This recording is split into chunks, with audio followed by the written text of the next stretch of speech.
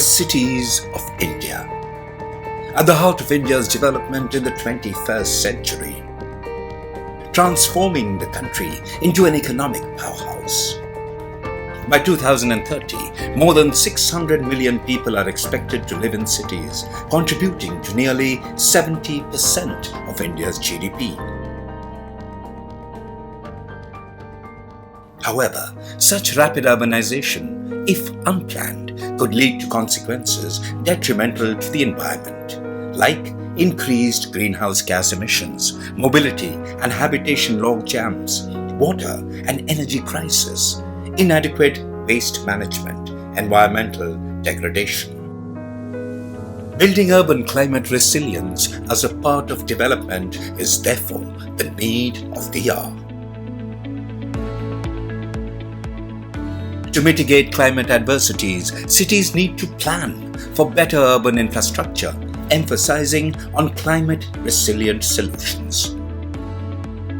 The Ministry of Housing and Urban Affairs instituted the first of its kind Centre for Climate Change, CCube, within NIUA to support India's cities in mainstreaming climate-resilient actions within all their developmental activities. The National Institute of Urban Affairs is tasked to bridge the gap between policy and practice. We have been working with states and cities to address and find out the solutions for urban challenges which they are facing, particularly related to climate solutions. In this regard, we have established Climate Center for Cities, known as CCube. The broad idea is to benchmark cities and come up with the climate actions which they can really take up to become a resilient future for the residents. That's the broad objective which we are working with, and I hope this Climate Smart City Assessment Framework will pave the way to create a roadmap to address climate challenges within the country. With an ecosystem of internal team, external alliance partners, subject matter experts and city executives, CCube aims to drive climate action in cities through policy, planning, program and project support, research and knowledge management, innovation, capacity building, advocacy and communication outreach, partnerships and matchmaking with organizations and training institutes for technical and financial support. As the first step to attain this objective, the Climate Smart Cities Assessment Framework 2.0 was launched in June 2020.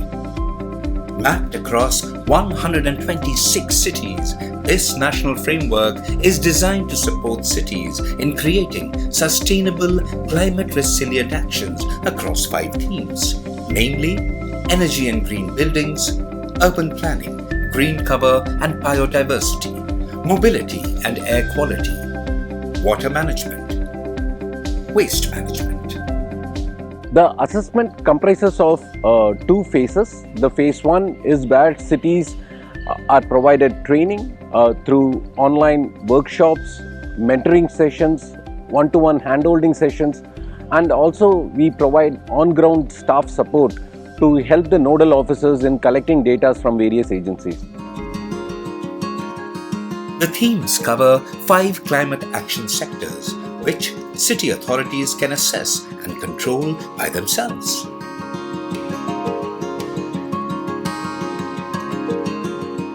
Smart mobility will lead to increased use of non-motorized vehicles and sustainable public transport systems, leading to reduced emissions and better air quality, physical health and environmental safety in the cities. Climate Smart Cities framework has been one of the best things that has happened to air quality in general. I feel that it is one of the first programs that addresses climate and air. It addresses air pollution mitigation, and it's probably one of the first programs within policy that actually directly looks at air pollution mitigation. Water is essential for cities to not only sustain but to thrive. Emphasis of this thematic area is towards promoting integrated water resource management through flood reduction, efficient water supply, wastewater treatment, reuse and recycling. To assess the city with respect to their water supply management to their city pupils or the stakeholders, there were different indicators were divided under which the cities was assessed to their capability and standing and understanding about their water to manage for the future demand and all.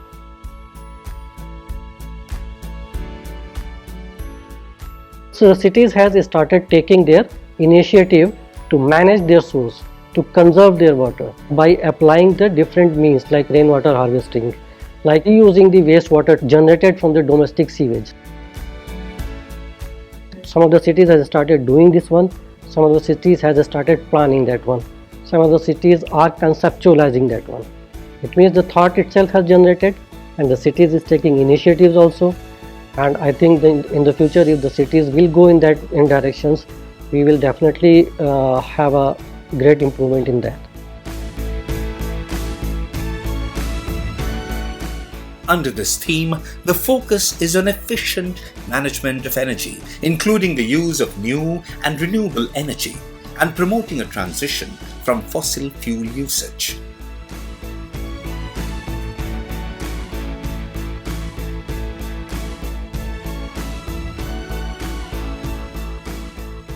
Through conservation and restoration of green cover, water bodies and biodiversity, cities can build resilience to climate-related shocks such as floods, droughts and stress such as extreme heat and cold.